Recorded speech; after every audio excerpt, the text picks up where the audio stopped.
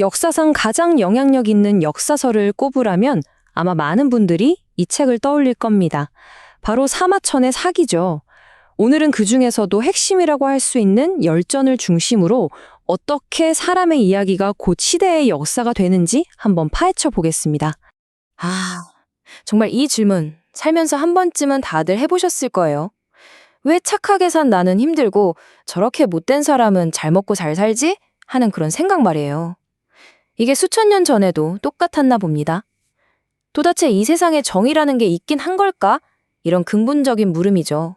그런데 진짜 놀라운 건요, 이 질문이 그냥 철학적인 고민에서 그친 게 아니라는 겁니다. 한 사람의 인생을 통째로 바꿔놓고 결국 동아시아 역사상 가장 위대한 책을 쓰게 만든 피와 눈물로 점철된 절규였던 거죠. 그 주인공이 바로 사마천입니다. 자, 그럼 이 거대한 역사를 써내려간 남자, 한나라의 역사가 사마천. 그는 도대체 어떤 삶을 살았길래 그런 질문을 품게 됐을까요? 지금부터 그의 이야기 속으로 한번 들어가 보겠습니다. 사마천은요, 대대로 역사를 기록하는 집안에서 태어나서 아버지의 뒤를 이어 태사령, 그러니까 국가의 공식 역사가가 됩니다. 엘리트 코스를 밟은 거죠. 사기를 쓰기 시작하면서 순탄한 길을 걷는 듯 했어요. 그런데 바로 이 기원전 99년에 그의 인생이 완전히 나락으로 떨어집니다. 전쟁에서 패한 이릉 장군을 변호하다가 황제의 눈밖에 난 거죠. 그리고 그 대가로 당시 남자, 특히 선비에게는 죽음보다 더한 치욕으로 여겨졌던 궁형, 즉 거세형을 선고받게 됩니다. 사실 그냥 깨끗하게 죽음을 택할 수도 있었어요. 그게 어쩌면 더 명예로운 길이었을지도 모르죠. 하지만 사마천은 그러지 않았습니다. 대신 이 모든 굴욕을 온몸으로 견뎌내기로 결심해요. 왜냐? 그에겐 목숨보다 더 중요한 사명이 있었기 때문입니다. 바로 아버지의 유지를 받들어 역사서를 완성하는 것.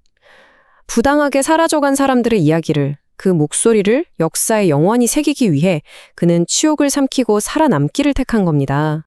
바로 이 끔찍한 개인적인 시련이요, 아이러니하게도 역사를 보는 사마천의 눈을 완전히 뜨게 만듭니다. 그 깊은 고통 속에서 이전과는 완전히 차원이 다른 그야말로 혁명적인 역사 서술 방식이 탄생하게 된 거죠. 자, 사기의 목차를 한번 보세요.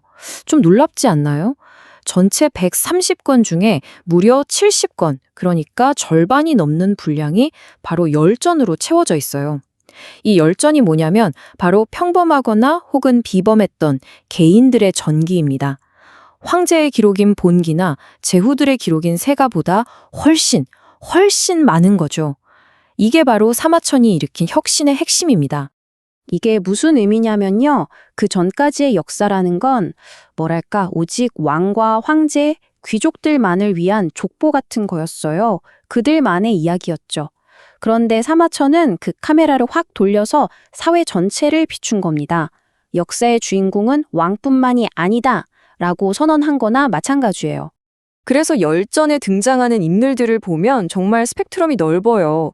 물론 왕이나 장군도 있지만 학자, 사상가, 심지어는 자객이나 반란을 일으킨 사람들, 돈을 버는 상인들, 또 비극적인 최후를 맞은 영웅들, 그리고 당시로서는 파격적으로 여성이나 이민족의 이야기까지 다루고 있습니다. 사마천은 바로 이런 다양한 사람들의 욕망과 좌절, 성공과 실패가 모여서 진짜 역사를 만든다고 본 거죠. 그야말로 한 시대의 인간 군상을 파노라마처럼 쫙 펼쳐 보여준 거예요. 근데 사기열전이 그냥 다양한 사람들 이야기 모음집에서 그쳤다면 이렇게까지 위대한 책으로 남진 않았을 겁니다. 이 이야기들 속에는요, 시대를 관통하는 아주 날카로운 교훈들, 특히 리더십과 인생에 대한 통찰이 담겨 있거든요. 예를 들어볼까요? 우리가 잘 아는 손자병법의 손무를 통해서는 원칙과 규율이 얼마나 중요한지, 그게 어떻게 승리하는 조직을 만드는지 보여주고요. 또 법가, 사상가, 상황의 이야기를 통해서는 아무리 능력이 뛰어나도 그 방식이 너무 가혹하면 결국 비극적인 최후를 맞는다는 걸 보여주죠. 반면에 재상 안영을 통해서는 소신과 청렴함이 리더를 얼마나 존경받게 만드는지를 알려줍니다. 꼭 요즘 우리가 읽는 리더십이나 경영학 책의 사례 분석 같지 않나요? 그리고 이 구절, 선비는 자신을 알아주는 이를 위해 죽는다. 정말 유명하죠? 자객 열전에 나오는 말인데 이게 바로 사기의 정수를 보여준다고 생각해요. 사마천은 그냥 누가 누구를 죽였다는 사실만 기록하는 게 아니에요. 그 이면에 있는 인간의 마음, 나를 알아주는 사람에 대한 충성, 명예, 인정받고 싶은 그 뜨거운 욕망 같은 그런 감정들이야말로 역사를 움직이는 진짜 동력이라고 말하고 있는 겁니다.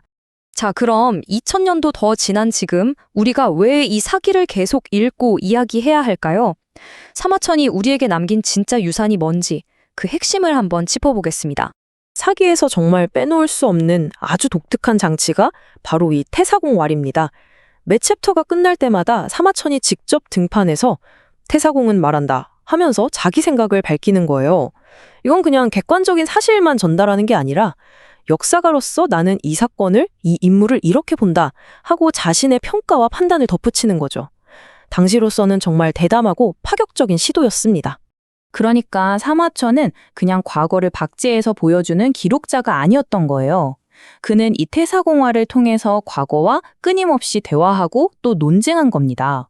그리고 그 논쟁의 핵심에는 바로 맨 처음에 던졌던 그 질문, 왜 의인은 고통받는가가 있었던 거죠. 그는 역사를 통해서라도 일종의 도덕적 심판을 내리고 싶었던 겁니다.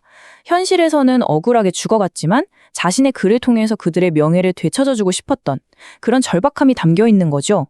중국의 대문호 루슌이 넘긴 이 평가는 사기의 가치를 한마디로 요약해줍니다. 이소는 구런의 유명한 서정시인데 운율 없는 이소라는 건 사기가 단순한 역사 기록이 아니라 그 자체로 한 편의 절절한 문학 작품이라는 최고의 찬사죠.